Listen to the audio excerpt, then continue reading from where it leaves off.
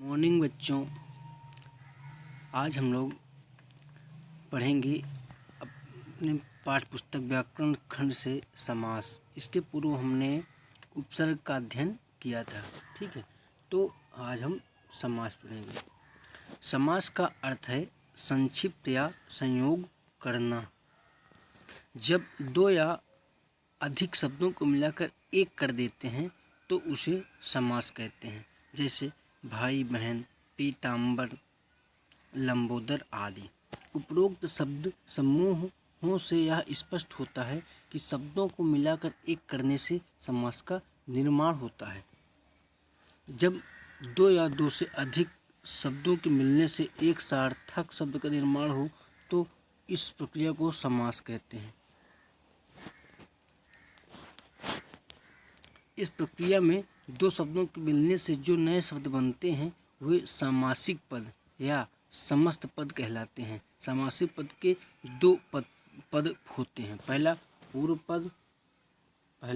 पद और दूसरा उत्तर पद। पहले पद को पूर्व पद तथा दूसरे पद को उत्तर पद कहते हैं। जैसे यहाँ पे समासिक पद है, ठीक है। पवन पुत्र एक समासिक पद है। इसका पूर्व पद है, पहले का जो पद है शब्द है वो है पवन और जो उत्तर पद है वो है पुत्र। तो दोनों को मिला के क्या हो गया? पवन पुत्र या पवन का पुत्र, ठीक है, अर्थात हनुमान। ऐसे ही शरणागत भी एक समासिक पद है। तो इसका जो पूर्व पद है, पहले का पद वो है शरण, ठीक है, शरण है, और जो उत्तर पद है वो है आगत। तो दोनों को मिला देने पर क्या हो जाएगा? शरणागत। समास के भेद। समास के मुख्यतः 6 भेद हैं। कितने? 6 भेद हैं। समास के 6 भेद ये हैं। पहला अव्ययी भाव समास, दूसरा तत्पुरुष समास, तीसरा कर्मधारय समास, चौथा द्विगु समास, पांचवा द्वंद्व समास और छठा बहुव्रीहि समास। समास के भेद आप लोगों ने ऊपर देखा। अब हम लोग क्रमशः पढ़ेंगे। पहला अव्ययी भाव समास।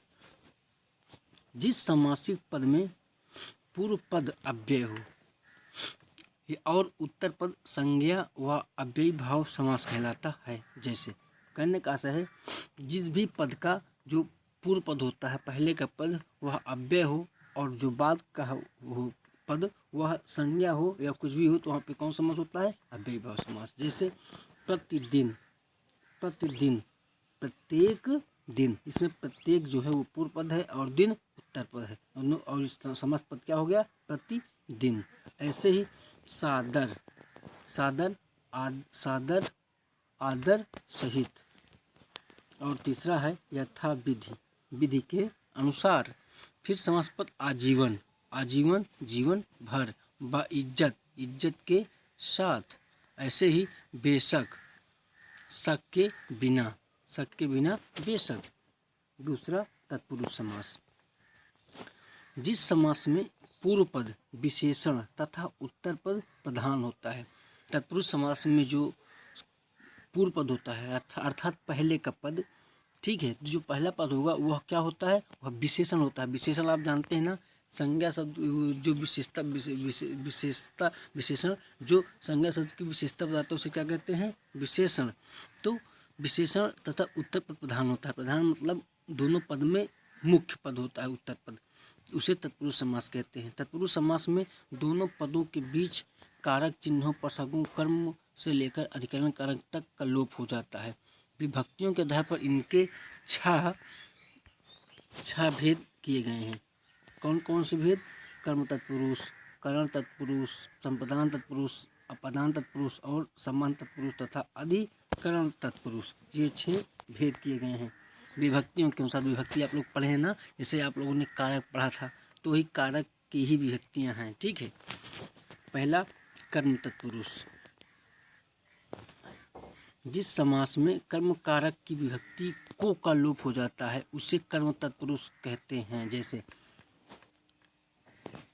शरणागत, समस्त पद है शरणागत, शरण को आगत। तो यहाँ पे आप लोगों ने पढ़ा था कर्ता ने कर्म को, तो ये वही कर्म है। कर्म का जो चिन्ह है वो है को, तो को का क्या हो जाता है, लोप हो जाता है जब समस्त पद बनाते हैं। तो यहाँ पे लिखा है शरणागत, तो शरण को आगत, शरणागत।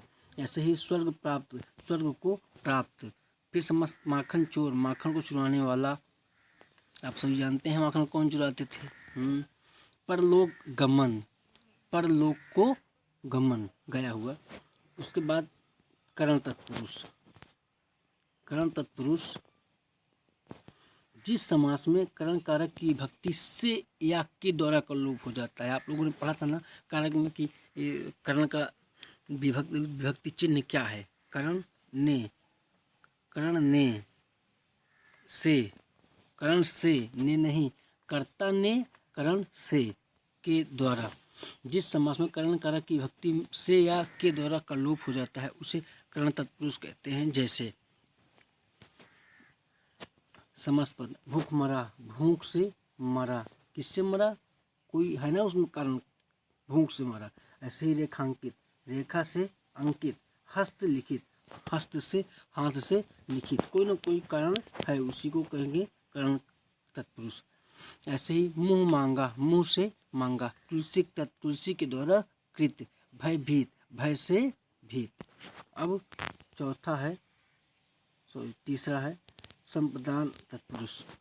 जिस समास में संप्रदान कारक की विभक्ति के लिए का लोप हो जाता है उसे संप्रदान तत्पुरुष समास कहते हैं। जैसे संप्रदान तत्पुरुष देशभक्ति, समास पद है देशभक्ति, विग्रह होगा देश के लिए भक्ति, तो संप्रदान के लिए इसका चिन्ह है, तो देशभक्ति, देश के लिए भक्ति। आराम कुर्सी, आराम के लिए कुर्सी। युद्ध भूमि, युद्ध के लिए भूमि। ऐसे ही रसोई घर, रसोई के लिए घर। सत्याग्रह, सत्य के लिए आग्रह। हवन सामग्री, हवन के लिए सामग्री। इसके पश्चात अपादान तत्पुरुष, अपादान, अपादान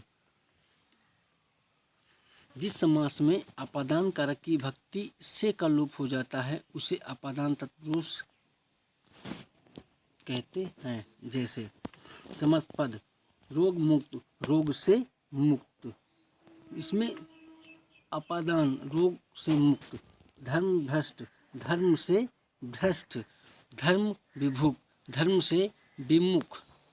देश निकाला, देश से निकाला।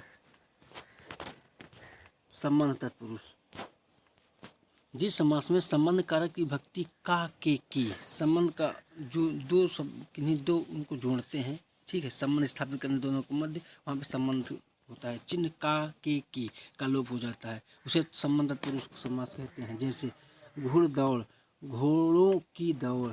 सेनापति, सेना का पति। पवन पुत्र, पवन का पुत्र। गंगा जल, गंगा का जल। अधिकरण तत्पुरुष हो गया।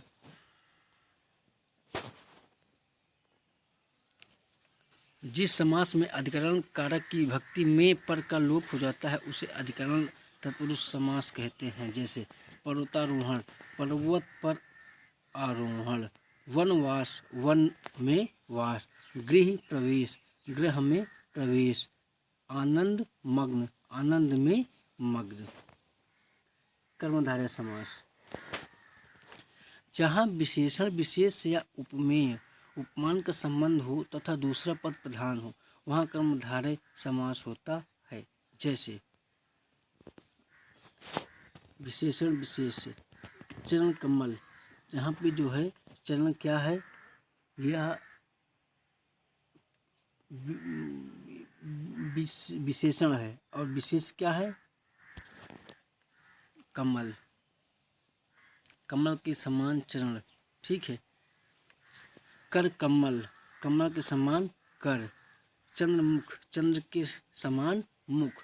नर सिंह, नरों में सिंह के समान।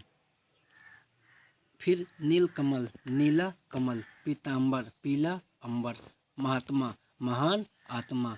लाल टोपी, लाल है जो टोपी।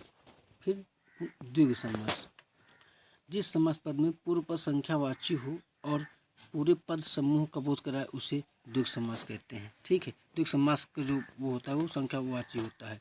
जैसे त्रिलोक, तीन लोकों का समूह, नवरत्न, नवरत्नों का समूह, चौमासा, चार मासों का समूह, त्रिवेणी, तीन वेणियों का समूह, तिरंगा, तीन रंगों का समूह। ऐसे ही सप्ताह, 7 दिनों का समूह, शताब्दी, 100 वर्षों का समूह, दोपहर, दोपहरों का समूह, नवग्रह, नवग्रहों का समूह, पंचवटी, 5 वटों का वृक्षों का समूह। तो इसका पहला पद क्या है?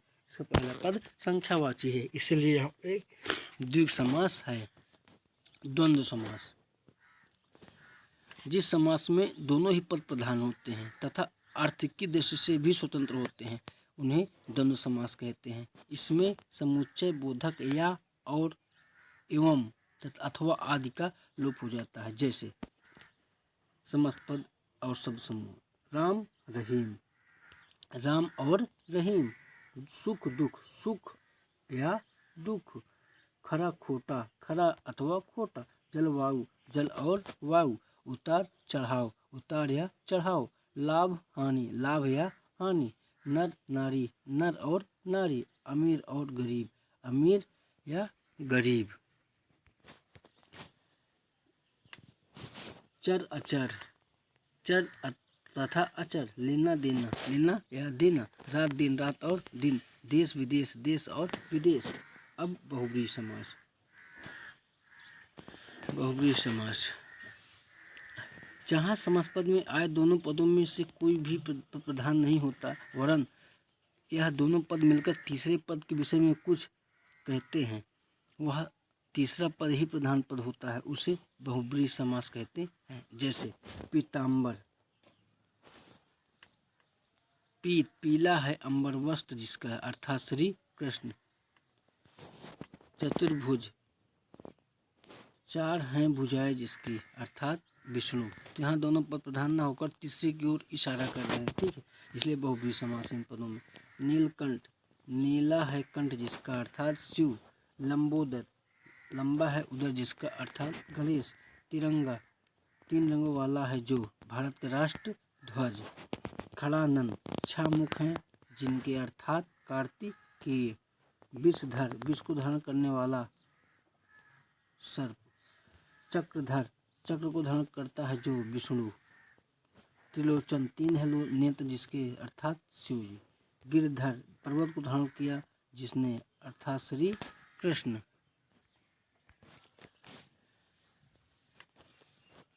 अब कुछ पद हैं उनका विग्रह करना है। पीला है अंबर जिसका समस्त पद होगा पीताम्बर। कमल के समान चरण, चरण कमल। नवग्रहों का समूह नवग्रह। चक्र को धारण करता है जो चक्रधर। हरी है जो मिर्च, हरी मिर्च। 7 दिनों का समूह, 7 दिनों का समूह साप्ताहिक। महत्वपूर्ण तथ्य, कुछ मूल शब्दों में प्रत्यय उपसर्ग।